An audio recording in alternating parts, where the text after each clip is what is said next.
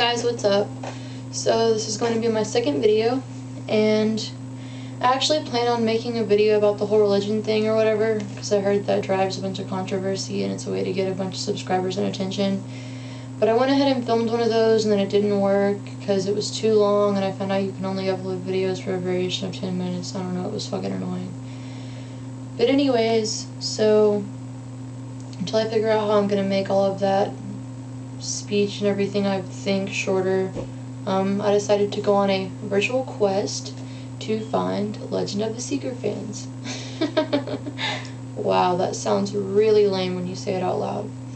But yes, it's true. I am a huge fan of Legend of the Seeker right now.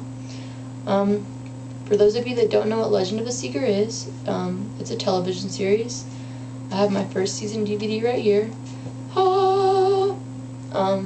It's magical. Oh yes. No, not really. But it's pretty fucking awesome, I can tell you that much. I had to drive pretty far to get this, actually, about an hour and a half away.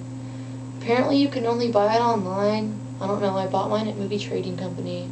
I don't know, they should have it way more available, like, so people can know what it is. Like, people at Emart didn't even know what it is. Like, what the fuck is that?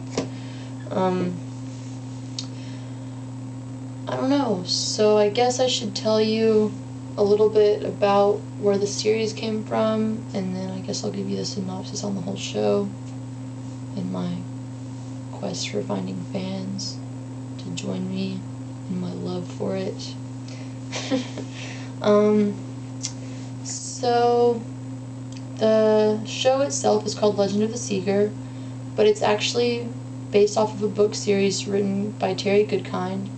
And the books themselves aren't called Legend of the Seeker, they're actually called The Sword of Truth. Well, that's what the series is called, but all 11 books are called different names themselves. The first book came out in, I believe, 1994, and then after that, I think the last book came out in 2003. Yeah. But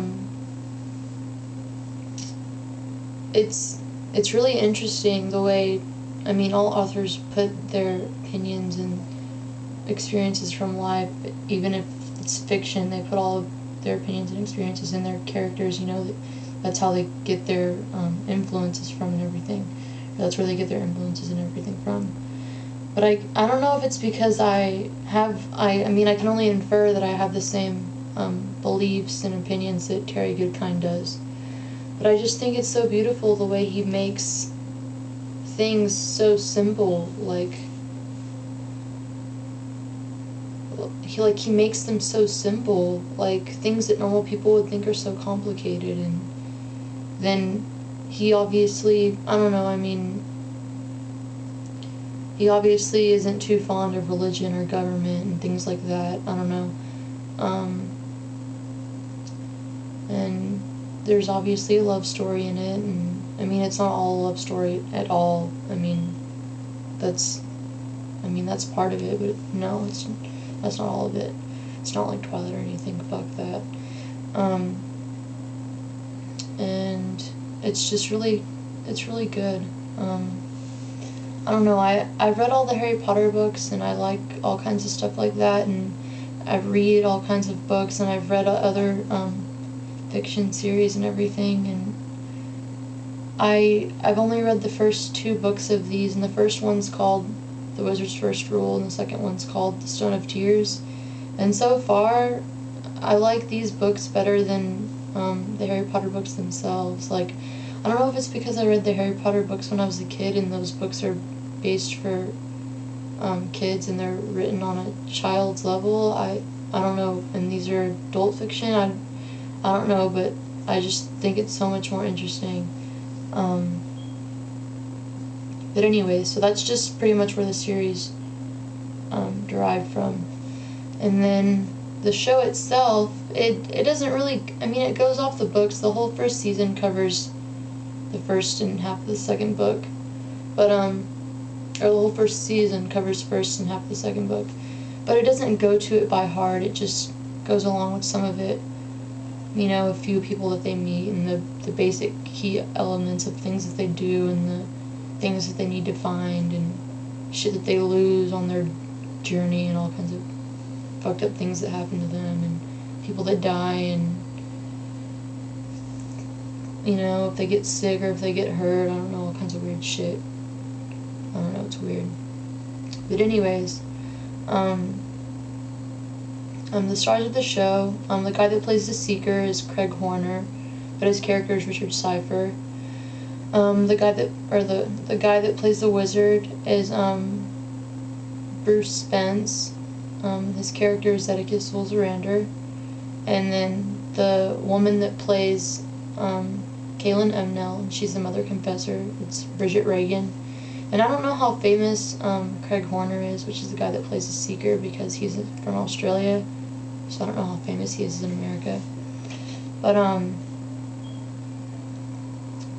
they're really good. Like, their chemistry together is really good. I guess I'll just give a little history on the characters really quick.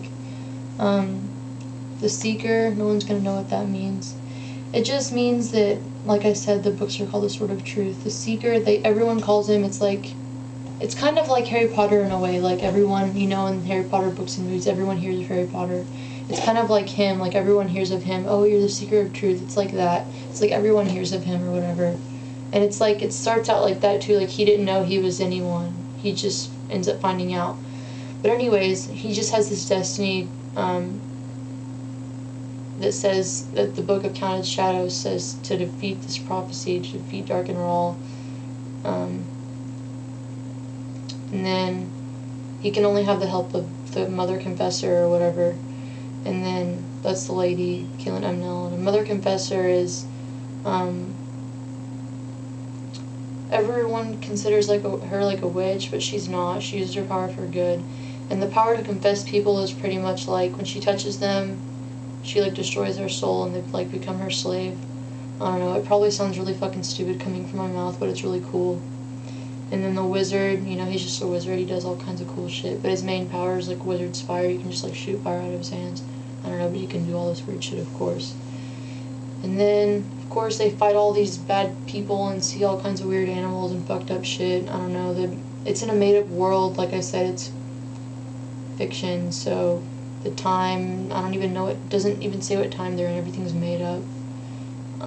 But pretty much, this guy is trying to take over the world, so it's pretty much, like, he's not trying to take over the world, it's like the government. It's kind of like a Hitler type thing, I want to say.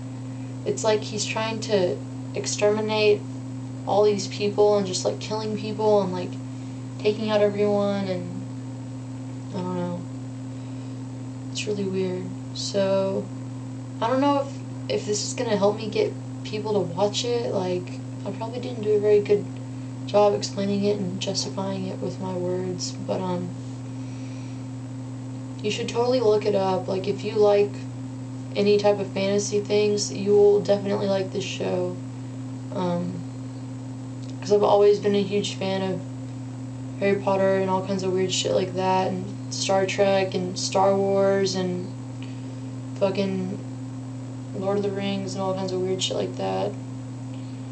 And I like this better than all of that, and I can't wait to read all of the fucking books. So leave a comment, someone give me a fucking video response, like I'm bored. Let me know what you think, tell me if this sucks. Someone probably will. I don't give a fuck. Have a good day. Like, later.